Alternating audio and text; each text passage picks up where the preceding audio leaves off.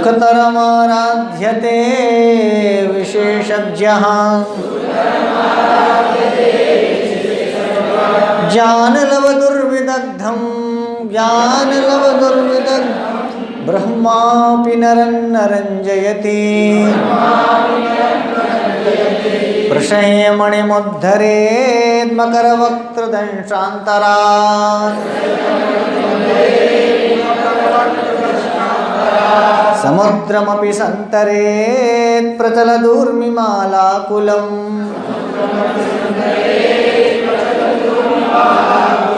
भुजङ्गमपि कोपितं शिरसि पुष्पमद्धारयेत्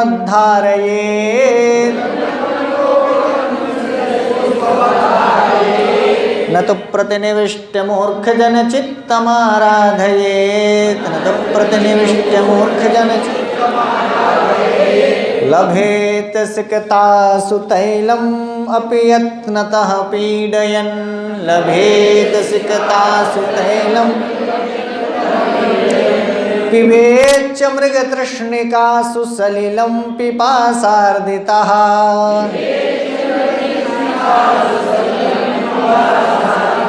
कदाचिदपि पर्यटन् शशविषाणमासादयेत्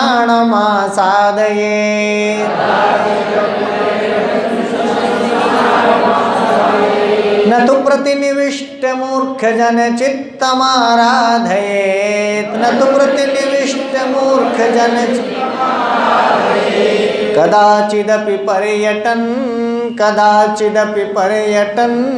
शशविषाणमासादय।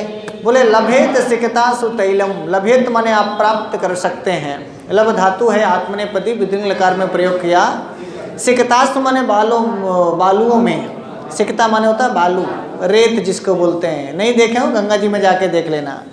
बोले हो सकता है कोई मेड इन जर्मनी मशीन आ जाए और आप सिकतासु माने बालुओं को यत्नतः पीडयन बहुत भली प्रकार से पेरें उसको, तो हो सकता है आपको तैलम लभेत, हो सकता है आपको तेल प्राप्त हो जाए। किससे? बालू से हो सकता है आपको तेल प्राप्त हो जाए। लेकिन न तो प्रतिनिविष्ट मूर्ख जन चित्तमाराधयेत् न तो प्रतिनिविष्ट मूर्ख जन। तो जो दुराग्रह वाले मूर्ख हैं उनको कभी आप प्रसन्न नहीं कर सकते। प्रतिनिविष्ट मूर्ख जन, ऐसे मूर्ख जन जिनके अंदर दुराग्रह बैठ गया है, ऐसे दुराग्रही मूर्खों को न आराधयेत, कभी आप प्रसन्न नहीं कर सकते। ऐसा भर्तृहरि बोल रहे हैं मूर्ख पद्धति में कि हो सकता है लभेत तैलम, हो सकता है तेल भी आप प्राप्त कर लें। पूछा किससे? बोले सिकतासु, सिकता से, बालुओं से। यत्नतः बहुत प्रयास करें, पीडयन उसको प्रेरित करें, पेरें जिसको बोलते हैं मर्दित करें। यदि बालुओं को हो सकता है कोई बहुत वीवीआईपी मशीन से पेरें तो हो सकता है 1 कुंटल बारू पेरे के बाद 1 छटाक पौवा खांड तेल। ऐसा लिखा नहीं, मैं अपने से बता रहा हूँ। यत्नता पीडयन का अर्थ है कि बहुत प्रयास करेंगे, बहुत प्रयास करेंगे, बहुत प्रयास करेंगे तो हो सकता है बालू से भी तेल निकल जाए। असंभव है ये, असंभव काम भी संभव हो सकता है, लेकिन मूर्खों को समझाना संभव नहीं हो सकता। ये सारे असंभव कार्य हैं जो भर्तृहरि आपको बता रहे हैं। क्या भाई साहब बालू से तेल निकलेगा? क्या नहीं निकलेगा। भर्तृहरि कहते हैं निकल सकता है।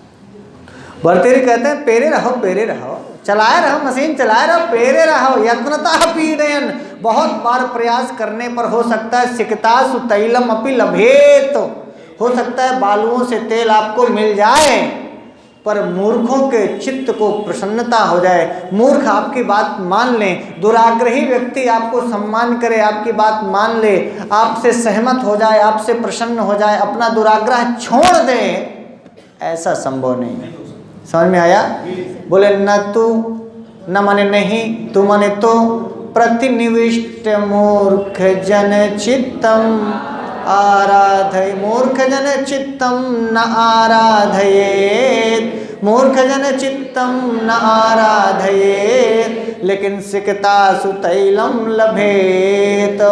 सिकतासु तैलम लभेत, लेकिन मूर्ख जन चित्तम न आराधयेत। क्लियर हो गया? हाँ, लेकिन आपको तेल निकालने के लिए यत्नतः पीडयन भी भर्तृहरि ने लिखा है, प्रयास बहुत करना पड़ेगा। लेकिन बहुत प्रयास करने के बाद भी मूर्ख मनुष्यों को समझाना बहुत कठिन है, पर बहुत प्रयास करने के बाद हो सकता है बालू से तेल आप निकाल कर लेंगे। दूसरी लाइन बोले पिबेच, और आप पी सकते हैं, पा सकते हैं, पी सकते हैं। पिबेत हो सकता है आप पानी पी जाएं। कहाँ? बोले मृग तृष्णिका सुसलिलम, सलिलम पिबेत। सलिल माने जल, सलिलम पिबेत। मृग तृष्णा में, मृग तृष्णिका उसको कहते हैं जहाँ बालू ही बालू होता है, पानी जैसे लगता है लेकिन पानी होता नहीं है। और प्यासा मृग राजस्थान के बहुत बड़े मरुस्थल में उस बालू में यहाँ वहाँ भागता रहता है, सोचता है कि जहाँ बालू चमक रही है वहाँ पानी का सरोवर होगा, और वहाँ जाता है वहाँ भी बालू ही होती है। ऐसे मृग तृष्णा में केवल मृग अपनी तृष्णा, अपनी इच्छा, झूठी इच्छा में मृग यहाँ वहाँ भागता है। पिपासा अर्दितः, प्यास से व्याकुल। अर्दित माने व्याकुल, पिपासा माने पातुम, इच्छा। ये जो पानी पीने की इच्छा है, बड़ी पिपासा है, जो बड़ी प्यास लगी है। हो सकता है कोई प्यास से व्याकुल व्यक्ति मृग तृष्णा में भी सलिलम पिबेत। असंभव। ये भी काम कैसा है? असंभव है। मृग तृष्णा में, मरुस्थल में पानी मिलना एकदम से असंभव है। तो मृग तृष्णिकासु सलिलम, लेकिन भर्तृहरि ने कहा कि हो सकता है। पिपासार्दिता, प्यास से व्याकुल कोई व्यक्ति, पिपासार्दिता, प्यास से व्याकुल कोई व्यक्ति मृग तृष्णा में भी सलिलम पिबेत, हो सकता है उसको पानी मिल जाए। हो सकता है मरुस्थल में भी उसको पानी मिल जाए, मृग तृष्णा में भी उसको पानी मिल जाए। किसी बहुत बड़े विशाल सहारा मरुस्थल में भी हो सकता है कभी कहीं किसी कोने पर थोड़ा सा पानी।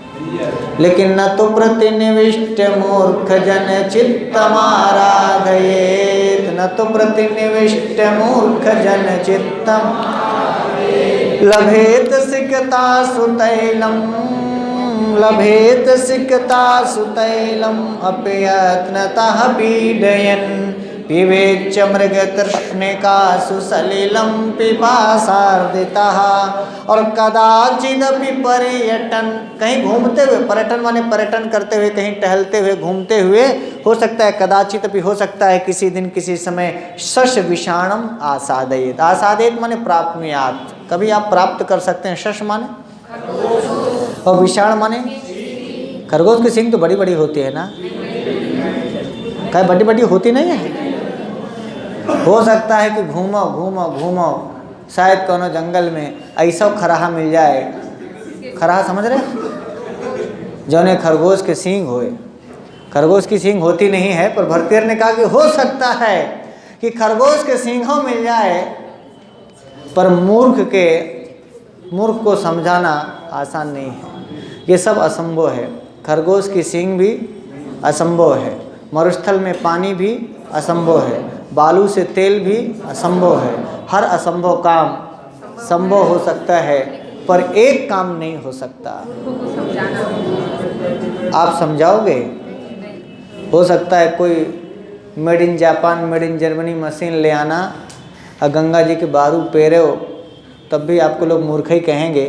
पर कह देना कि हम लभेत सिकतासु तैलम अपयत्नतः पीडयन कर रहे हैं, क्योंकि भर्तृहरि ने कहा कि हो सकता निकल आवे, पेरे साल खाना शायद कुछ आ जाए। हाँ, मिल सकता है। मिल इसलिए सकता है कि अभी लगेगा कुंभ मेला, तो वहाँ सब लगेगा कुरिया सुरिया, तो कहीं को तेल से अड़ा जाई तो बालू में सूख जाई। तो क्या पता बालू में जो तेल सोखा है आदमी पेरेगा। बहुत जन के तेल अड़ान हुई तो कुछ न कुछ मिल ही जाएगा, मिल सकता है। हम एक बार सोच रहे थे यही कि हाँ, ये भर्तृहरि गलत नहीं कह रहे हैं, कुछ तो मिल ही जाएगा। नहीं मिलेगा किलो खांड तो मान लो हम लोग 150 कुंटल बालू पेरब तो पौवा खांड तो मने निकाल ले, नहीं हो सकता निकल जाए। लभेत सिकतासु तैलम अपयत्नतः पीडयन्। और आगे भी उन्होंने इसी प्रकार से दूसरी लाइन भी कहा कि हो सकता है मृग तृष्णा में आपको पानी भी मिल जाए। हो सकता है पर्यटन कदाचिदपि, कहीं ऐसा भी हो जाए, मतलब इंग्लैंडियन खरगोश हो, अमेरिका का खरगोश हो, कहीं का हो सकता है। ऑस्ट्रेलिया के जंगलों में कोई ऐसा खरगोश हो जिसके बाबा को सींग थी, तो उसी तरह की थोड़ी हल्की सींग उसको भी आ जाए, ऐसा हो सकता है। इसीलिए लिखा कदाचिदपि, कहीं कभी ऐसा भी हो सकता है कि पर्यटन, आप घूम रहे हैं, आप टहल रहे हैं, आप पर्यटन में हैं, भ्रमण कर रहे हैं, तो हो सकता है विषाणम आसादयेत, हो सकता है आपको सींग भी खरगोश के दिखाई पड़ जाए, पर कभी भी न तो प्रतिनिविष्ट मूर्ख जन चित्तम आराध। ध्यान रखना, आराधयेत में, आसादयेत में, लभेत में और पिबेत में, इन सारों में विधिलिंग लकार है। क्या है? विधिलिंग लकार का प्रथम पुरुष का एक वचन कर लेंगे। और लभेत, लभ धातु आत्मनेपदी के है। सिकतास में सप्तमी का बहुवचन है, जैसे रमासु, लतासु, बालिकासु, ऐसी सिकता शब्द नित्य बहुवचनांत है, और इस सिकता का सप्तमी का बहुवचन क्या बनेगा? सिकतासु। तैलम आप समझ ही रहे हैं, यत्नतः यत्नपूर्वक, पीडयन में क्षत्रिय प्रत्यय। पीडयन बहुत मेहनत करता हुआ, प्रेरित करता हुआ, बहुत कष्ट देता हुआ, बहुत बार पिराई करें तो हो सकता है आपको मिल जाए। पीडयन है, पठन है, लिखन है, चलन है, गच्छन है, इन सब में क्षत्रिय प्रत्यय। तो पीडयन में भी प्रत्यय कौन सा? पिबेत में आपको बता ही दिया, विधिलिंग लकार है। पिबेत, पिबेताम, पिबेयुः, पिबेह, पिबेतम, पिबेत, पिबेयम, पिबेव, पिबेम, ऐसा रूप चलेगा। ये पिबेत है, विधिलिंग लकार का प्रथम पुरुष का एक वचन। पा धातु है, पिब धातु नहीं है, पा धातु है।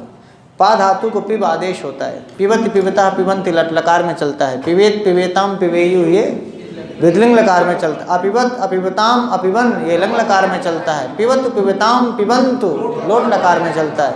और पास्यति, पास्यतः, पास्यन्ति लट लकार में। अब ये नहीं कहना कि लकार नहीं पढ़ाए हैं, धातु नहीं पढ़ाए हैं, पढ़ा रहे हैं कि नहीं। और यही आ जाएगा आपसी परीक्षा में, पा धातु का लट लकार, तो आपको लिखना है पास्यति। पिविष्यति, पिविष्यता नहीं लिखना है, पास्यति, पास्यतः, पास्यन्ति कर लेंगे ना। आगे देखना, कदाचिदपि पर्यटन, पर्यटन में भी कौन सा प्रत्यय? क्षत्रिय प्रत्यय है। वाह, पर्यटन में भी आप जान गए बिना बताए ही, बहुत होशियार हो गए। और सस माने, और विषाणम माने, शब्दार्थ भी आपसे परीक्षा में पूछता है, इसीलिए मैं भी पूछ रहा हूँ, ताकि आपसे मान लो इनसे कोई शब्दार्थ पूछे तो आप कर लें। कर लेंगे ना पक्का। एक श्लोक और ले लीजिए, बोले व्यालम बालम मृणाल तंतुभिरसौ बालम रोद्धुम समुद्रिम्भते भेतुम वज्रमणिं शिरीष कुसुमा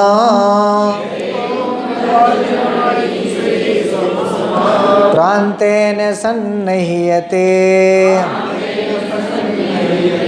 माधुर्यं मधुबिन्दुना रचयितुं माधुर्यं मधुबिन्दुना क्षाराम्बुधेरिहते मूर्खान्यः प्रतिनेतुमिच्छति बलात् सूक्तैः सुधास्यन्दिभिः सूक्तैः सुधास्यन्दिभिः। तो हो सकता है किसी किसी किताब में कुछ अलग टाइप का लिखा हो, तो भी कोई दिक्कत नहीं है। पाठभेद आपको नीति शतक में बहुत जगहों पर मिलेगा। तो जो हमारी किताब है, जो उसमें जो लिखा है वो मैं आपको पढ़ के सुनाता हूँ, तो हो सकता है, लेकिन उसका बहुत अर्थ नहीं बदलेगा, ठीक है। कहीं छेदतुम होगा, कहीं भेदतुम होगा, दोनों क्रियाओं का एक ही अर्थ है। तो इन्होंने कहा मूर्खान, मूर्खों को। मूर्खान जैसे रामान, बालकान, चालकान, गायकान, द्वितीया का बहुवचन, वैसे बनेगा क्या? मूर्खान। मूर्खान, चौथी लाइन पढ़ा रहा हूँ। मूर्खान यह माने जो, यह माने जो मूर्खान प्रतिनेतुम इच्छति, जो मूर्खों को सही रास्ते पर लाना चाहता है, प्रतिनीत करना चाहता है, समझाना चाहता है, उनको सही मार्ग पर लाना चाहता है, वो बलात् मानो जबरदस्ती, सूक्त ही सुंदर वचनों से, उक्त माने वचन, सूक्त माने सुंदर वचन, सुधा स्यंदवी, सुधा माने अमृत, जिन वचनों से अमृत टपकता हो, ऐसे वचनों से जो मूर्खों को समझाना चाहते हैं, यानी अमृतमय वचनों से, मधुर वचनों से, साधारण वचनों से, प्यार भरे वचनों से जो मूर्खों को समझाना चाहता है, मानो वह ये काम करना चाहता है। ऐसा भर्तृहरि कह रहे हैं। बात समझ में आई?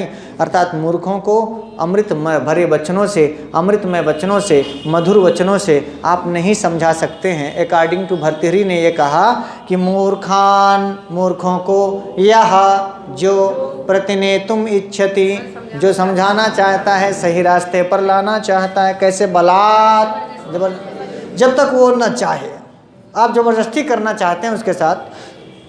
किस रीजन से? तो बोले सुधा संधिभिः सूक्तैः, अमृतमय वचनों से, अमृतमय सुंदर वचनों से यदि आप उसको सही रास्ते पर लाना चाहते हैं तो मानो आप, तीसरी लाइन पढ़ना, तो मानो आप माधुर्यम मधुबिंदुना रचयितुम, माधुर्यम,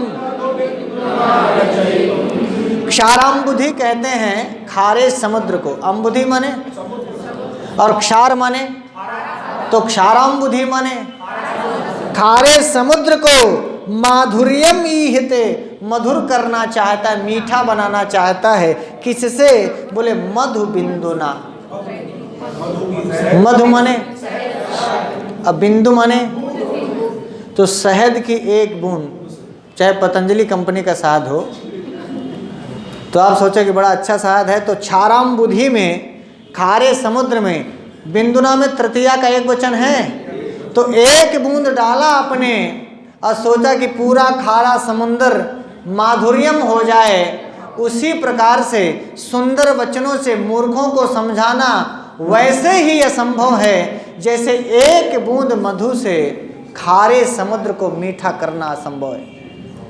बात समझ में आई? माधुर्यम ईहते, माधुर्यम तीसरी लाइन में पहले लिखा है, माधुर्यम माने मधुर, और ईहते सबसे लास्ट में लिखा है। ईहते माने चाहता है, माधुर्यम ईहते माने मधुर करना चाहता है, मीठा करना चाहता है। किसको? क्षाराम्बुधे, खारे समुद्र को। माधुर्यम ईहते, माधुर्य करना चाहता है, मधुर बनाना चाहता है। मधु बिंदुना, शहद की एक बूंद से, एक जरूर कहना है, जानते क्या है? मधु बिंदुना लिखा है, मधु बिंदु भी नहीं लिखा है। ये नहीं कि हो सकता है आपके 2 ट्रक 4 ट्रक 10 ट्रक माल आप जाके शहद पलट दे तो क्या पता थोड़ा था मीठ हो जाए। नहीं, एक बूंद शहद की एक बूंद से, और वो शहद की एक बूंद डाल कहाँ रहे हो? खारे समुद्र में। अरे एक आध बूंद मान ले चम्मच भर में पानी होए, एक चम्मच पानी में हो सकता है एक बूंद आप डाल दो, हो सकता है थोड़ा, साला कहाँ डलवाए रहे हैं? समुद्र वैसे ही खारा होता है। उतने में भर्तृहरि के नहीं पेट भरा तो लिख दिन क्षाराम्बुधि, अम्बुधि पर कह देते तब वो काम चल जाता। बोले नहीं नहीं, कहाँ पता कौन साला समुंदर का पता मीठा हो जाए। तो भर्तृहरि ने कहा कि नहीं नहीं, क्षाराम्बुधे, खारे समुद्र को। अब अरे यार थोड़ा मान लो किलो 2 किलो 10 किलो 100 किलो तक डलवा देते हो तब भी समुंदर के ऊपर कोई असर नहीं पड़ता। तो बोले नहीं, कहे डलवा दे अपन, एक बूंद शहद डाओ, एक बूंद शहद डाओ और सारा समुंदर मीठ बनाओ। सारे खारे समुद्र को मीठा बनाना चाहता है जो आदमी सुंदर वचनों से मूर्खों को समझाना चाहता है। बोलो हाँ या ना? शहद की एक बूंद से जैसे खारे समुद्र का पानी कभी मीठा नहीं हो सकता, ऐसे आपके सुंदर वचनों से सुधा सिंधु सूक्त ही, आपके सुंदर अमृतमय वचनों से कोई मूर्ख मान नहीं सकता। उसके लिए तो वचन नहीं डंडा चाहिए, लिखा नहीं है। हमको ऐसा लगा कि मानो भर्तृहरि ये बताना चाहते हैं कि भैया वो मुँहे से माने वाला प्राणी नहीं है। ये कहने की जरूरत क्या थी कि सूक्त ही मूर्खान यह प्रतिनेतुम, मूर्खान यह प्रतिनेतुम इच्छति बलात् सूक्तैः सुधास्यन्धिभिः। मानो वो ऐसे काम करना चाहता है, कैसा? बोले माधुर्यम मधुबिंदुना रचयितुम, माधुर्यम मधुबिंदुना रचयितुम, मधुबिंदुना माधुर्यम रचयितुम, मधु की एक बूंद से मधुरता बनाना चाहता है। मधुर बना, रचयितुम माने रचना करना चाह रहा है। किसको? बोले क्षाराम्बुधे, क्षाराम्बुधे, खारे समुद्र को ऐसा ईहते, ईहते माने कर लेंगे इसको पूरा, एक एक शब्द समझ में आ गया। मैं ऊपर बढ़ूं, हाँ तो दूसरी लाइन में आ जाओ। बोले और कैसा, बोले भेदतुम अथवा छेदतुम, जो भी आप में लिखा हो, छेदना चाहता है या भेदना चाहता है, भेदना छेदना एक ही चीज है, छेद करना चाहता है। वज्रमणिम, वज्र की मणियां हैं, वज्र, वज्रमणि को मानो शिरीष कुसुम प्रांत से, शिरीष एक फूल है, अत्यंत कोमल होता है, अत्यंत कोमल, मानो फूल तोड़ो तो पकड़ने मात्र से फूल मुरझा जाए, इतना कोमल है। ऐसे शिरीष के फूल के डंठल से मानो कोई वज्रमणि को छेद रहा, छेद बना रहा है। काहे, बोले माला पहनब ना तो लेके वज्रमणि को छेद रहा है, काहे से, मतलब उससे नहीं छेद रहा है कि कीला लेहे है ना, शिरीष फूल के डंठल से जैसे कोई वज्रमणि को छेदना चाहता है और ये काम संभव है, वैसे ही मूर्खों को समझाना भी असंभव है। बात समझ में आ गई? लगता है कौनो जबरजंद मूर्ख भरतहरी के पाले में पड़ा है। इतना लिखने का मतलब क्या है, इतना बड़ा एक्सपीरियंस आपको। हाँ, ऐसा मुझसे लगता है कि कोनो बढ़िया जाबिड़ मूर्ख इनके सामने आया है और बहुत समझाए होंगे ये बातों से, नहीं माना होगा, इसीलिए इनको इतना लंबा चौड़ा श्लोक लिखना पड़ा। शार्दुल विकृत छंद है, एक एक लाइन में 19-19 अक्षर हैं, और जो आदमी का अपना एक्सपीरियंस होता है वही वो कहता है, बोलता है, लिखता है। तो हमें लगा कि अरे बाप रे बड़ा जाबिड़ एक्सपीरियंस है। बोले भेद तुम वज्रमणिम, किससे, बोले शिरीष कुसुम प्रांतेन सन्निह्यते, सन्निह्यते तैयार होता है, मानो वो इस काम के लिए तैयार हो रहा है, इस काम में लगा हुआ है कि शिरीष के फूल के डंठल से वज्रमणि को भेदित करना चाहता है, छेदित करना चाहता है, और जब छेद हो जाएगा तो उसमें डोरा डाल करके माला बना के पहनेंगे, पहनबो। यदि आप शिरीष के फूल से वज्रमणि छेद रहे हैं तो इस जन्म तो नहीं संभव है। बोलो हाँ। आगे कहा व्यालम बालमृणाल, व्यालम बालमृणाल तंतुभिः असौ रोद्धुम समुजृंभते, रोद्धुम माने रोकने के लिए, समुजृंभते माने इच्छा करता है, रोद्धुम समुजृंभते रोकने की इच्छा करता है, बांधने की इच्छा करता है। और व्याल माने सांप भी होता है और व्याल माने दुष्ट हाथी भी होता है। तो यहाँ दुष्ट हाथी के अर्थ में भरतहरि ने प्रयोग किया कि पगलाया हाथी हो, दुष्ट हाथी हो, और उसको बाल मृणाल से, कमल नाल से, कमल नाल से, कमल नाल देखें, कमल का डंठल बड़ा मजबूत होता है ना, नहीं होता है? ये तो कह रहे हैं कि जैसे मान लो कमल नाल के तंतुओं से, रेशे से मानो कोई दुष्ट हाथी को बांधना चाहता है, ऐसे ही दुष्ट हाथी की तरह है मूर्ख, और कमल के रेशे बाल मृणाल की तरह हैं आपके सुंदर वचन। तो आपके सुंदर वचन मूर्खों को वैसे नहीं समझा सकते जैसे कमल नाल के रेशे से आप दुष्ट हाथी को नहीं बांध सकते, वैसे ही जैसे शिरीष फूल के डंठल से आप वज्रमणि को नहीं छेद सकते, वैसे ही जैसे एक बूंद मधु से, शहद से आप खारे समुद्र को मीठा नहीं कर सकते हैं, ऐसे आप अपने सुंदर वचनों से कभी मूर्खों को समझा नहीं सकते। पूरे बात श्लोक की समझ में आई।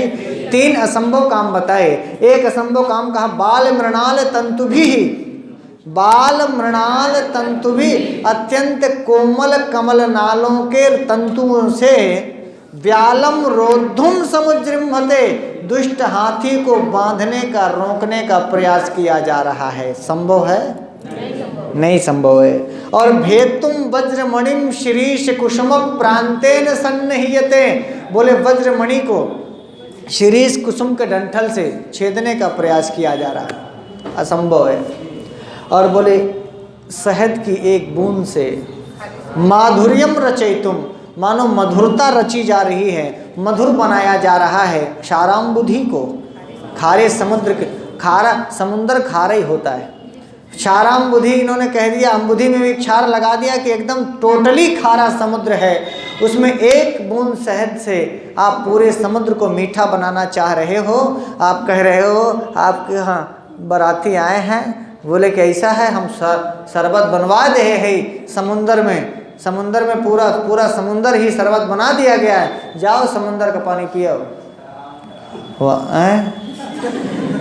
हाँ सही है, बाराती में तू हूँ है आप ये ना सोचो कि हाँ हम घराती कहले हैं पूरे समुंदर का शरबत बनवा दिए हैं। आप इसको कर लेंगे? बोलिए हाँ या ना। हाँ, समुजृंभते, सन्नह्यते, ईहते और इच्छति, ये 4 क्रियापद हैं और सब चाहने के अर्थ में है, इच्छा करने के अर्थ में है। समझ में आया? रोद्धुम में तुमुन प्रत्यय है। और व्यालम शब्द का क्या अर्थ है? दुष्ट हाथी। भेतुम में कौन सा प्रत्यय है? तुमुन प्रत्यय है। मधुबिंदुना में कौन सी विभक्ति है? रचयितुम में कौन सा प्रत्यय है? क्षाराम्बुधि पद का क्या अर्थ है?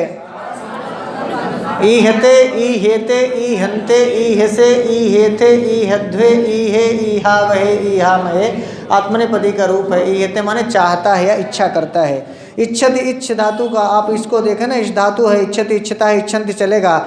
मूर्खान ये बालकान, चालकान, गायकान, रामान की तरह द्वितीया का बहुवचन है। और यह यौ ये यत शब्द है सर्वनाम का रूप है। यह यौ ये, यम यौ यान, ये नयाभ्यम, यही ऐसा इसका रूप चलेगा। तो यह यत शब्द का सर्वनाम पद है, पुल्लिंग में प्रथमा का एक वचन है। कर लेंगे? हाँ, सूक्तै ही, सुधन उक्तै ही सूक्तै। सु माने सुंदर, उक्त माने वचन, सुंदर वचन। कैसे वचन? बोले सुधा संधिभी, सुधा संधिभी में भी तृतीया का बहुवचन है, सूक्तै में भी तृतीया का बहुवचन है। और यह प्रथम पुरुष एक वचन का करता है, इसलिए इच्छत भी प्रथम पुरुष एक वचन लट लगार की क्रिया है। कर लेंगे इसको? हाँ, और पूरे श्लोक में छंद है शार्दुल विक्रीडित। शार्दुल विक्रीडित के प्रत्येक चरण में 19-19 अक्षर होते हैं। बोलो हाँ या ना। और सूर्य माने 12वें, सूर्य और अश्व माने 12 और 7 पर यति होती है। रुकना है, एक लाइन पढ़ लेना, देखना। मूर्खान यः प्रतिनेतुमिच्छति बलात्, मूर्खान यः, अक्षर गिनो, 1 2 3 4 5 6 7 8 9 10 11 12। बलात् में 12 आ गया। 12वें अक्षर पर यति लेनी है, विराम लेना है, थोड़ा सा रुकना है। बोलो हाँ। तो आप देखना, हमेशा आधे अक्षर नहीं गिने जाते हैं, छंद में आधे अक्षर नहीं गिने जाते। तो मूर्खान यह में कितने अक्षर हैं? मूर्खान यह में 3। अब प्रतिनेतुमिच्छति में 7 अक्षर हैं, तो 7 3। अब बलात् में 2 अक्षर हैं, बलात् का ता हलंत है ना। हाँ, तो कितना हुआ? तो पहली यति शार्दुल विक्रीडित छंद में 12वें अक्षर पर। कहाँ? बोले मूर्खान यः प्रतिनेतुमिच्छति बलात्, मूर्खान यः सूक्तैः सुधास्यन्दिभिः। अब सूक्तैः सुधास्यन्दिभिः में कितने अक्षर हैं? तो 12 7 टोटल कितने अक्षर होते हैं? एक चरण में 19, तो चारों चरणों में। अरे वाह, गणित पढ़ेगा। 19 गुणे 4 करेंगे। बोलो हाँ या ना। और कितने अक्षर पर यति लेंगे?